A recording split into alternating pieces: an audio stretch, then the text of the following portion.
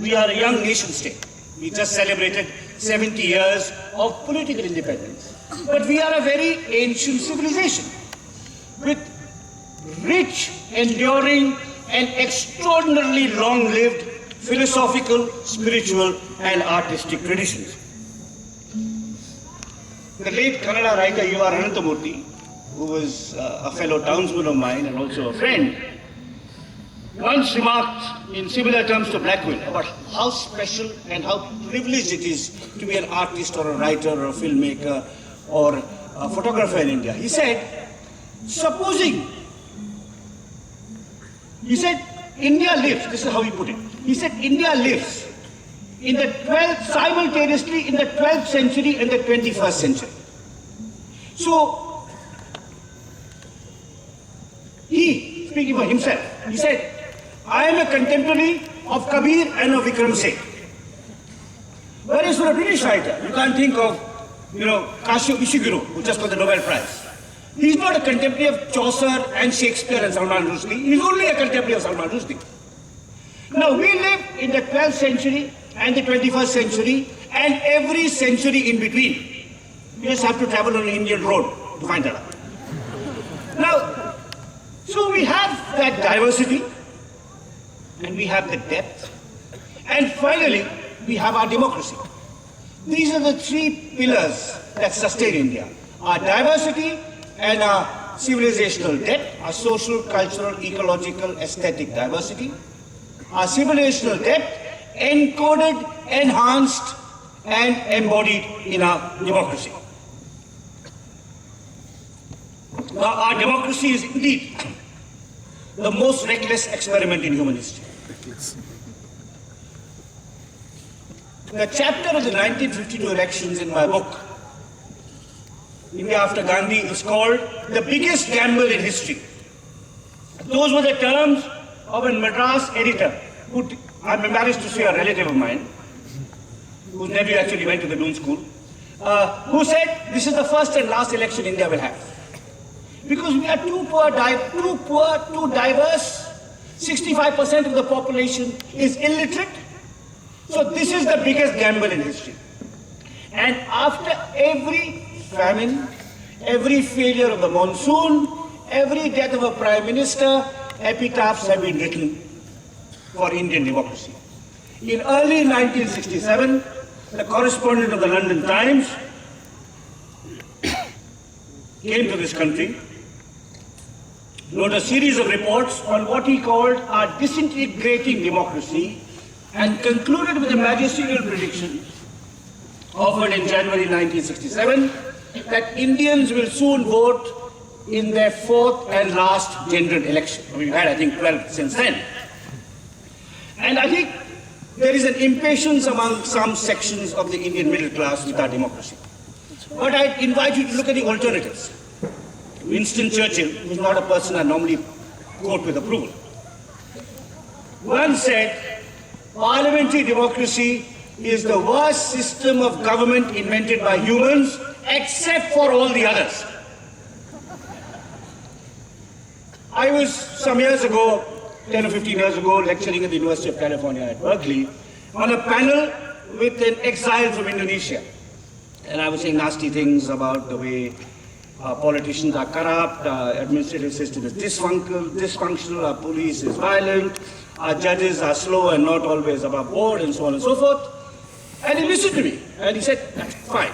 But remember, in your collection, in your country, you at least have general elections.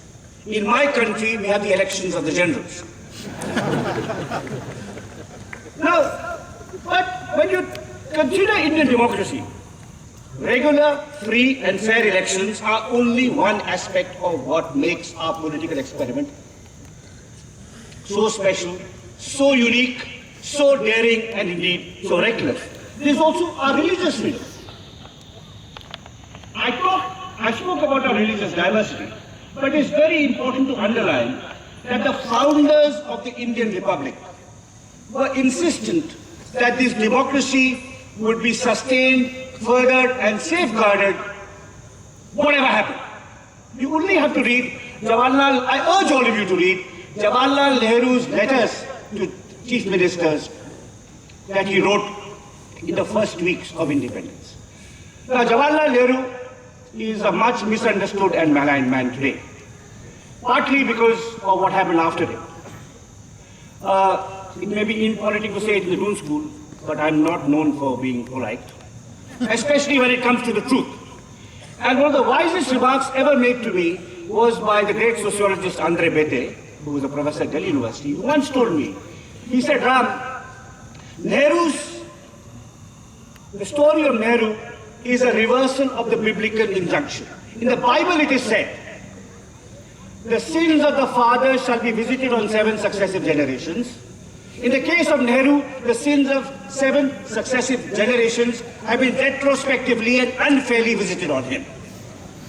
He was an extraordinary figure. We owe our electoral democracy to him. He was the one who insisted on universal adult franchise. Regardless of the skeptics, he is also the one who insisted that India would not be a Hindu Pakistan. If you read his letters to chief ministers, which are now available in an excellent volume edited by the young scholar Madhav Khosla, you find there that as soon as India became independent, he wrote to the chief ministers of provinces saying, whatever the provocations inflicted by Pakistan on its minorities, whatever indignities Hindus and Sikhs suffer in Pakistan, we must treat our Muslims and Christians as equal citizens. We must give them all the rights that any citizen must have in a democratic polity.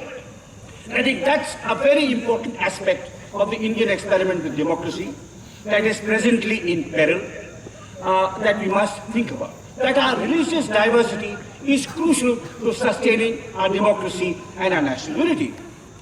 Now, the 3 pillars of Indian democracy were regular, free and fair elections, religious freedom and linguistic freedom. Some years ago, in fact many years ago, in 1989, Mulayam Singh Yadav, who had just been elected Chief Minister of Uttar Pradesh, wrote a letter to the Chief Minister of Kerala, E.K. Nayanar, and the letter was written in Hindi. And the answer came back in Malayalam.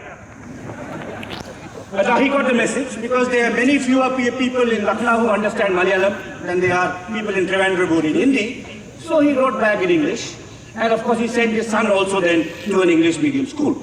But linguistic diversity is also crucial to the sustenance of the Indian Union. Incidentally, there's been an interesting footnote to the Mulayam Singh E.K. Nayanar exchange of 1989, because a few weeks ago, the current Chief Minister of Uttar Pradesh went on a yatra to Kerala, and I didn't follow him with the TV camera, but I hope he visited a few hospitals in Kerala while he was there.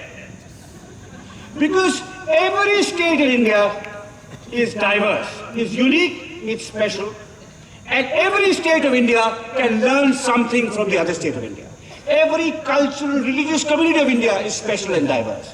And religious and linguistic pluralism are as much a foundation of the Indian Republic as is regular, free and fair elections. Now this diversity, this depth and this democracy is what makes India so special. I am now not very young. I don't have many years left to live. And one of the decisions I took a year ago was that I would radically and brutally cut down on traveling abroad. You know, if you're at my age and you've written a few books, and if you're a Tosco and can bullshit well, and in my case I'm a Tosco and a Stevenian who can bullshit well, so if you can speak, cleverly and smartly, and you get invitations all the time to travel abroad. If I wanted, I could be a player all the time. And I took a decision a year ago. I said, I'm going to turn my back on arduous plane journeys west, and I'm going to travel within my country by train and by road. Earlier this year, I traveled to 8 states and 3 union territories in 6 weeks. And I cannot tell you how much I learned. I went to Maharashtra, I went to Kerala, I went to Tamil Nadu, I went to Bihar, I also went to Nepal, I went to Pondicherry. Partly I was giving talks. I was in Jammu. I was giving talks. I was visiting temples. I was visiting shrines. I was going to musical concerts. I was meeting people. And it's a continuous education. This country, as Blackwell said, I would not mind being born 10 times to rediscover India. And this experience of knowing my country afresh, when I was young, when I was in my 20s, I would travel around India to play cricket matches, to do research. And then I became established, and I became cocooned and respectable, and all I traveled was to Spain and England and,